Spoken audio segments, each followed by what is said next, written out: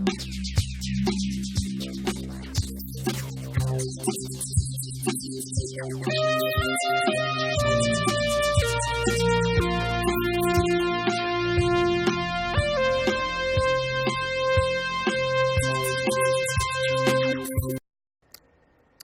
going to talk about sewage treatment for a little bit today, and I have two gentlemen here that's going to try to explain to me why I'm so confused about sewage treatment in Victoria. We have Mehdi Najari, that's a well-known activist here in Victoria, and a broadcaster at CFUV with Hidden News.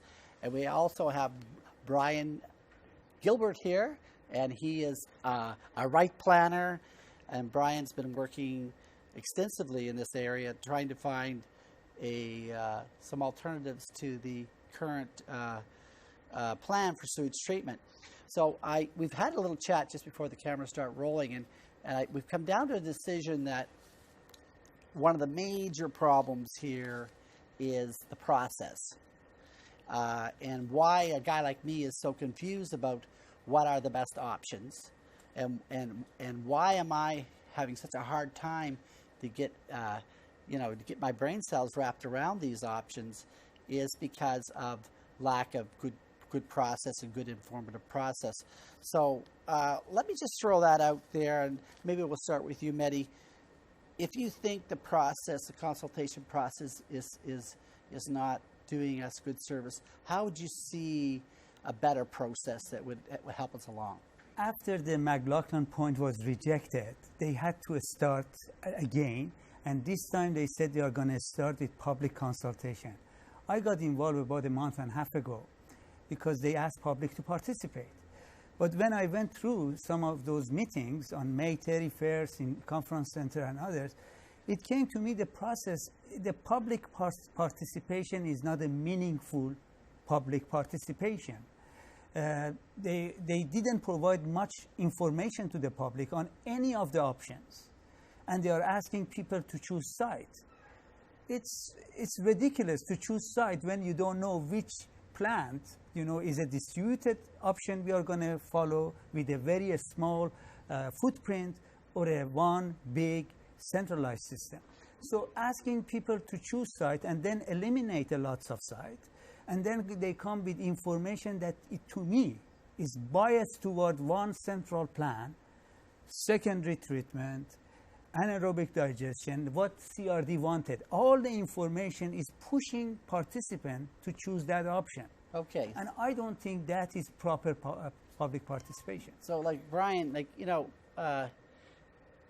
Mehdi, and I tend to agree with Mehdi's view that the information that's being provided to us right now tends to be quite biased towards just one big sewage treatment plan, and it seems to be coloring all the other information that's coming towards us. Yes. So how do you see that? Well, I agree that the information that's been presented has been along those lines as well. We would like to see more information that would actually show the options of a tertiary treatment that doesn't need outfalls, a distributed plant that doesn't need extra new pump stations and infrastructure. Basically a lower cost system than what was presented before. Yet, and I agree that we need to inform the public before policymakers make a decision. So fundamentally, the information hasn't gotten out yet. Yeah. The interesting thing in the process is it has been in the public, though. There has been a lot more public engagement, and the public has been speaking. And I'm hearing that the public is definitely saying we need to do tertiary treatment at a high level of standard, and they say that we want to have cost information. People say that over and over and over again, that they really want that cost information. So that is what's the message coming out of this consultation, is the decision makers have to give us that cost information. That's right. Now, say for instance, this is such a labyrinth of jurisdictions and governance issues. Mm-hmm. You have the CRD and you have all these other local governments, but I know, and you have the CRD board, and then you have the CRD staff. Yeah. And you wonder who's running the show. And I think, Mehdi, you mentioned that the CR board themselves are now questioning the validity of some of the information coming from the staff. The information, for example, about this east side option set, and I should say that I'm talking only about the east side. The west side is a different process. The leadership of west side is committed. Barb Desjardins has been in last 6 years committed to decision making based on rational and evidence-based decision making, based on interest of the people, what is in the best interest of the people of the west side. So I don't have any question about the west side. But on east side, they came with this option set. Who put this information together? The CRD staff. But I have a problem with that because CRD staff has proven to be biased toward a certain conclusion. On February 8th, when CRD staff put information about anaerobic digestion and gasification to the Sewage Committee of CRD, Sewage Committee of CRD did not even accept to receive the report from the staff because they said it's biased, it's not reliable.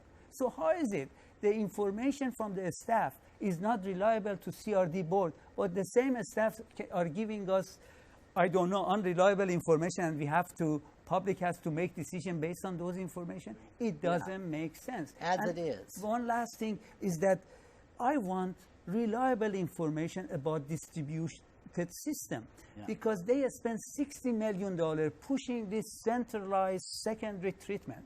They are not willing to spend any money getting reliable information on distributed system. Only the staff can give us information on distributed system, which is not reliable. The people that are on the board are elected somewhat in a very circuitous way, but they are our representatives, and they're making a decision here saying that their own staff, they no longer trust that information. Now, do you see that as a change in the culture of the situation? There's some changes. Mehdi's absolutely right. It's worth going back to that February 18th Core Area Liquid Waste Management Committee meeting and looking at what happened there and looking at that report and seeing what changed and who was involved in that as staff. That's very important to do. It was the CTERA staff. So, and we haven't seen that staff go away. We've seen a new staff brought in. Oh, and Walt, you're absolutely right. It is like, where are all these players coming from, and who do I follow, and how do I keep up on this? Don't feel bad. The public should never feel bad for trying to keep track of this. It has been very difficult. I've spent too many hours doing this, keeping track of it. It is very challenging. So this document that was presented here was by a different group of people. There is yet another group coming in. So the CRD is hiring a new set of technical experts. And I've heard that they've been trying to very definitely get tertiary expertise in there. And I've heard that they're trying to get very definitely gasification expertise in there. So over the course of the summer and into September, this is where we're going to have a new set of information should start coming out. I want to see that sooner. Mehdi's absolutely right. The information that the public's been given has been biased towards the old plan. Okay, so I want to put this to you. We had bids put in to build the one big sewage treatment plant at McLaughlin Point, and the CRD gave out about $1 million to these bidders. $250 million to each of 4 bidders. That's $250,000? $250,000, thank you. Oh, thank you. To my 4 heart bidders rate just is slowing down a total here. of $1 million, yes. Now, would you see it being fair that they put out to tender a real proposals that people, they could actually design and come back to us with? Is that a good idea? It's a really good idea. Some of the vendors that I've spoken to that I wanted to at least put the information into the request for market assessment they put out in April, May, they told me they wouldn't even participate because they know the process here has been flawed in the past. So something like that needs to happen where there's actually perhaps real hard cash on the table saying, put us a bid in, we'll pay you for it. We are serious this time. And that's what needs to actually happen. I really feel that this is where we have to go because it's a lot of talk, a lot of chatter, a lot of stuff floating around. But when the rubber hits the road, when somebody has to design it, come ahead. And here's the criteria I think we should have in that thing. The project should come in at under $500 million capital costs. Under 500, not 782 or 800 or a billion. under 500 because we know that's feasible if you look at the right planners. Yeah. Full environmental benefit, complete destruction of the toxins, full water reclamation. Those should be just givens that you have. But if you try and achieve under $500 million, oh, one other aspect, revenue positive. Yeah. This should make money. After operating expenses, there should be extra money coming in. Those are the targets we want real live bidders to come in. And that's basically through the gasification process and the... Gasification is such an inexpensive, but it completely destroys the toxins and it produces nearly twice as much as the energy out of anaerobic digestion. Okay, I just want to change gears a little bit. But the problem is this. Go ahead. If the Bryan is putting a program up and say this makes sense, is very economical. If I was a decision maker, I ask myself, I like to hear more. Yeah. I like to hear more about these alternatives. Lisa Helps, before she became the mayor in January 2014, she's talking about that and said we have to take public seriously and give every options a real consideration. Now, I haven't seen in last month and a half that I'm participating, she talked about right plan. She was talking in her blog in 2014 about right plan, that we should seriously look at this. But now, we don't hear. All the information in this option set we see is about the length of the pipeline and the number of the pumping station, which all push us toward one centralized plan, again, the choice. So I am saying stop the manipulation. Let's give air to all probable options in a fair way, and then we make a good decision. But if you are going to just push your own agenda, the agenda that you are pushing, because I'm afraid at the end of this process, they're going to come and say, people choose a one centralized plan with secondary and so on and so forth. So after all, we didn't waste $60 million because people come to the same conclusion, and Citerra was right. Yeah. So if this is what you want to do at the end of this process, we say stop it. It's not going to work. So you think that Mayor Helps' approach is slightly different than Mayor Desjardins, in that she's seemingly more, let's say, determined to get something built, maybe not the best thing, but at least to get something built, where Mayor Desjardins is going to say, no, let's get the best technology possible. I think Mayor Helps have to prove that she is serious, and we have to see some substance. In terms of Mayor Desjardins, we have seen for 6 years substantive approach that she has. She's committed to a best decision that will be made in the public interest. I haven't seen yet the evidence of that from Mayor Helps. Yeah. Now, say for instance, Mehdi, do you think the proposal process might be the best way to work up that plan and to actually be able to present to the public in an extensive way, with extensive detail, what a distributed system would look like? Yes, but see, we first should have come and say, define the problem well, and quantify the extent of the problem in a scientific manner. We are not doing none of those.